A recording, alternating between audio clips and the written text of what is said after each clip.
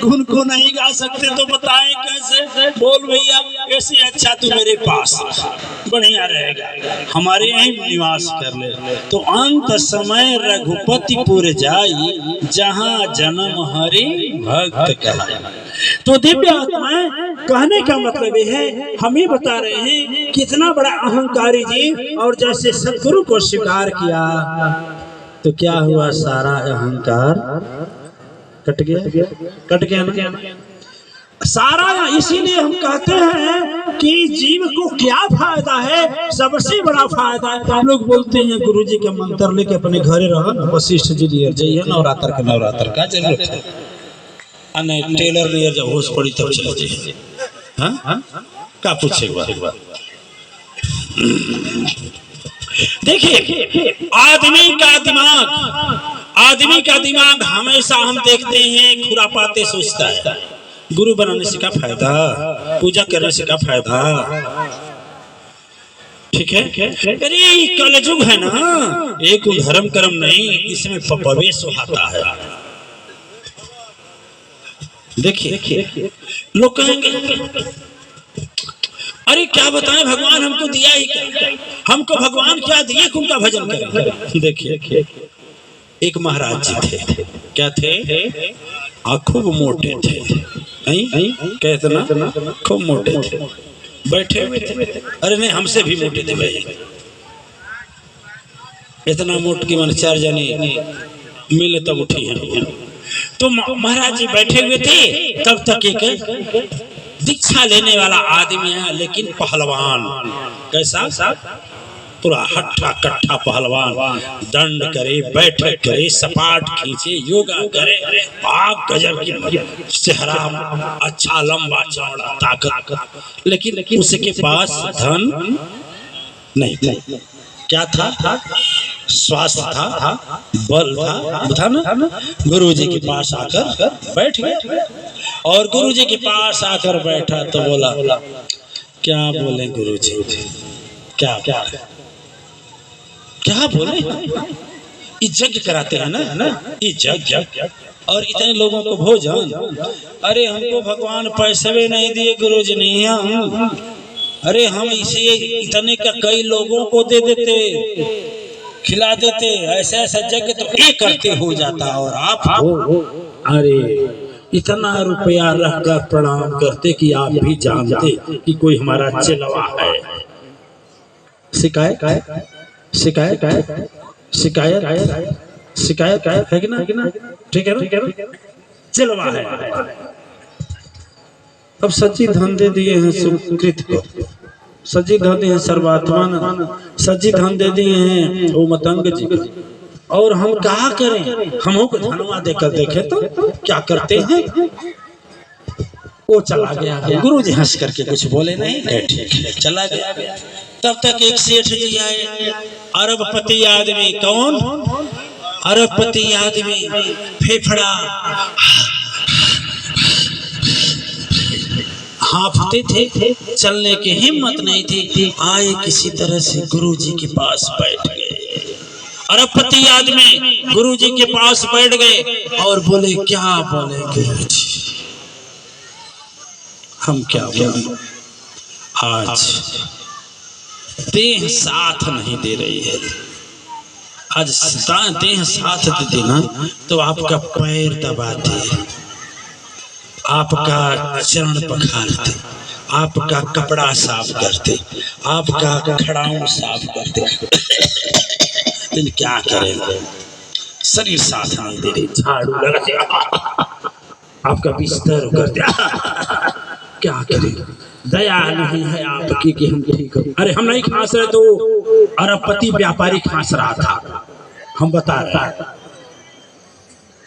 कौन बोला गुरुजी खोखी धले, बस इतना जल्दी ना दे, ठीक है। हमारी बीमारी दो तरह से होती है, जब किसी का कष्ट नहीं टाल पाते हैं तो उसको अपने ऊपर ले लेते हैं, तब होते हैं, नहीं अन्यथा हमारा इच्छा होता है तब होता है, ठीक है ना। दो कारण है। बोलिए साचे दरबार की, सदगुरु अम्बे अवतार की जय। तो अब देखिए वो बोल रहा है, क्या बोल रहा है, क्या बताएं, हमारे शरीर में या शक्ति होती तो आपका सेवा करते, आपको खाना खिलाते, आपका बर्तन मांजते, आपका बर्तन के साथ साथ कपड़ा साफ करते, बिस्तर लगाते, पैर दबाते, सर दबाते, लेकिन क्या करे, शरीर ये साथ नहीं दे रहे।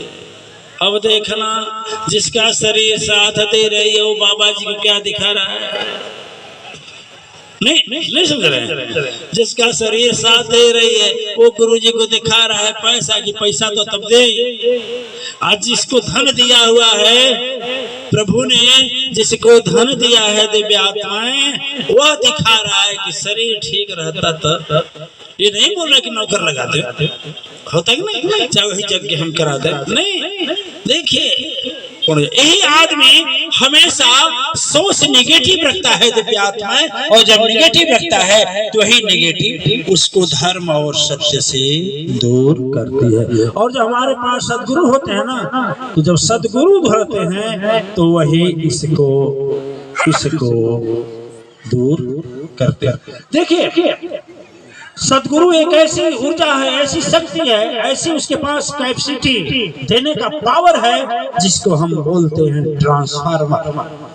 अच्छा बताइए, पंखा देखे हैं, पंखा जो पंखा घूमता है, पंखा जहाँ घूमता है, पंखा के ऊपर एक कितना बड़ा क्या रहता है?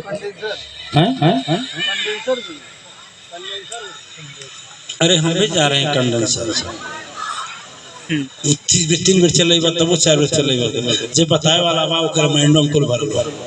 ठीक है देखिए इतना बड़ा होता है, जो लोग नहीं जानते हैं उसको समझाया मुझे, बेचारे कुछ पढ़े भी नहीं थे, कंडेंसर क्या जाते हैं, उनको तो समझाना होगा ना। तो ऐसा इतना बड़ा होता है, उसके ऊपर लगा होता है, उसको जब लगा देते हैं तो पंखा तेज चलने रहता है, पंखा वही रहता है लेकिन उसकी कैपेसिटी बढ़ जाती है कि नहीं बढ़ जाती है दिव्य आत्माएं, वही रहता है, कैपेसिटी उसकी बढ़ जाती है। मोटर में लगता है, इंजन में लगता है, हर गाड़ी में लगता है, ट्रेन में लगता है, जहाज में लगता है। उसी तरह से सदगुरु के पास एक शक्ति आपकी कैपेसिटी बढ़ाने वाली होती है, वह महान ऊर्जा होती है जब वही सदगुरु प्रदान करता है। तो इसी शरीर के अंदर अहंकार, इसी शरीर के अंदर बैठा हुआ अहंकार गल जाता है और उसकी जगह मतंग ऋषि जैसा प्रेम और करुणा तपस्या जागृत होती है। उसी जगह सुकृत की तरह मन में परोपकारी भावना जागती है। उसी तरह से ठीक उसी तरह से नन्हे सिंह की तरह लोगों के अंदर सदगुरु से जोड़ने की शक्ति और भावना जागृत होती है। पूरे आत्माएं जब आप सदगुरु से जुड़ते हैं। अरे आपको मालूम होगा पत्थर की कीमत कुछ नहीं होती है, पत्थर का कीमत कुछ नहीं है, लेकिन वही पत्थर को मूर्तिकार जब गढ़ करके एक मूर्ति का रूप दे देता है, भगवान राम का दे, भगवान कृष्ण का दे, हनुमान का दे, किसी का भी दे, माँ लक्ष्मी का दे, माँ सरस्वती का दे, किसी भी का रूप दे देता है तो उस मूर्ति का कीमत बढ़ जाता है। अरे दिव्यात्माएं, बोतल में पानी 20 रुपए लीटर यदि बिकता है तो वही पानी जब दूध में मिल जाता है तो उसका कीमत 40 हो जाता है। ठीक है ना? जब आपके अंदर सदगुरु की शक्ति से आप मिल जाते हैं, सदगुरु के साथ मिल जाते हैं, तो अहंकार भी अपना रास्ता बदल देता है, क्रोध भी अपना रास्ता बदल देता है, और ईर्ष्या भी अपनी रास्ता बदल देती है, द्वेष भी अपना रास्ता बदल देता है। सब उसी रास्ते से हो जाते हैं। पूरे आत्मा जब तक जल एक गड्ढे में रहता है तब तक गढ़ही होता है, नाले में रहता है तो नाले का पानी होता है, पड़ोह में रहता है तो पड़ोह का पानी होता है। लेकिन जैसे सुरसर से सदगुरु सुरसर से मिलता है उस तरह से वो सीधे वहां पहुंच जाता है जहां उसका स्थान है, यानी समुद्र को पकड़ लेता है। आप देखते हैं, आप जानते हैं दिव्य आत्माएं, कोई एक बीज ले, चाहे चने का बीज हो, चाहे गेहूं का बीज हो, चाहे मटर का बीज हो, ये तो बड़े बड़े हो गए, लेकिन सबसे छोटा बीज होता है बोर का, बरगद का। बरगद के पेड़ का बीज छोटा होता है, वो गुद्दा देखते हैं ना, गोदा बोलते हैं, उसके अंदर उसको तोड़ेंगे तो उसमें छोटा निकलेगा। ठीक है, सरसों के बीज से भी छोटा होता है, चौराई के बीज से भी छोटा होता है, उतना छोटा बीज है दिव्यात्माएं, उसके अंदर उतना विशाल वृक्ष बनने की संभावना है कि नहीं है? बोलिए। उसको यदि फेंक दिया जाए तो उसकी कैपेसिटी वही नष्ट हो जाती है। और वही बरगद का बीज यदि सदगुरु ज्ञान रूपी धरा, सदगुरु की वाणी रूपी जल, सदगुरु के उपदेश रूपी हवा और सदगुरु की तप रूपी सूरज की किरण को पाता है तो धीरे धीरे इतना अच्छा, कभी सोचे हैं आप? कभी सोचे हैं कितने छोटे से बरगद के बीज में कितना विशाल वृक्ष छिपा हुआ है? वैसे दिव्य आत्माएं हमारे शरीर के अंदर की कैपेसिटी तभी बढ़ती है जब हम सदगुरु के साथ होते हैं, जब सदगुरु के साथ होते। पुण्य आत्माएं, आप अहंकार पर हम लोग चर्चा कर रहे हैं। अहंकार और अभिमान जब जब जमता है हृदय के अंदर, तब तक सदगुरुता ही निभा रही। सत्य सत्य वह रूप, वह सत्य रूप है जो सदगुरु उसको हमारे अंदर से निकालता है और वह कहीं पैदा हो जाएगा। ठीक ना?